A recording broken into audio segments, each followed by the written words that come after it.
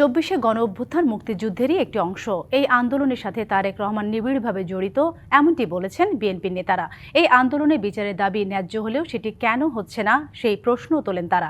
এছাড়া যে প্রত্যাশায় মানুষ জীবন দিয়েছে তা পূরণ না হওয়ায় হতাশাও প্রকাশ করেন।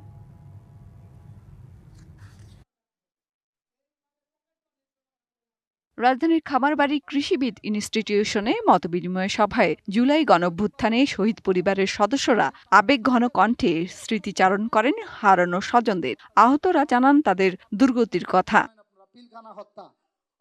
তারেক রহমানের কাছে স্বজনেরা বিচারের দাবি তোলেন। আমার ভাইয়ের মতো আমার প্রায় ১৫০০ ভাইকে নির্বিচারে মানবাধিকার লঙ্ঘন করে গুলি করে পাখির মতো হত্যা করা হয়েছিল।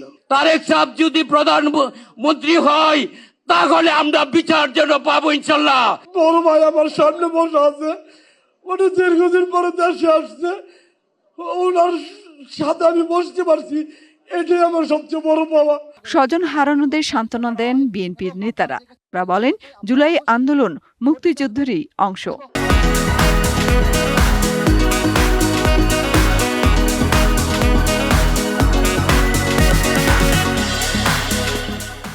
তারেক রহমান দেশ নিয়ে যিনি ভাবেন, জনগণ নিয়ে যিনি ভাবেন, তিনিই তো সবসময় এই বিষয়ে উৎকর্ণ থাকবেন। তিনি এই নেতৃত্ব দিয়েছেন কয়েক হাজার মাইল দূরে, সেই আটলান্টিকের পার থেকে, লন্ডন থেকে এই নেতৃত্ব দিয়েছেন। যে তার সন্তানকে গুলি করেছে তাদেরকে তারা চেনেন, আপনাদেরকেই দায়িত্ব দেওয়া হবে, আপনারা তাদের সুবিচারের ব্যবস্থা করবেন। আসলে যাদের করার কথা ছিল তারা করেন নাই বলে আপনারা অভিযোগ করেছেন। ভরসা করুন, বিশ্বাস করুন, জনাব তারেক রহমানের নেতৃত্বে আমরা করব ইনশাআল্লাহ। জুলাইয়ের গণঅভ্যুত্থান জাতিকে মুক্তি দিয়েছে উল্লেখ করে বিএনপির নেতারা বলেন, এখন নিঃসংকোচে কথা বলার স্বাধীনতা এসেছে। তবে যেই প্রত্যাশা নিয়ে জুলাই গণঅভ্যুত্থানে মানুষ জীবন দিয়েছে তা পূরণ হয়নি বলেও হতাশার কথা প্রকাশ করেন তারা।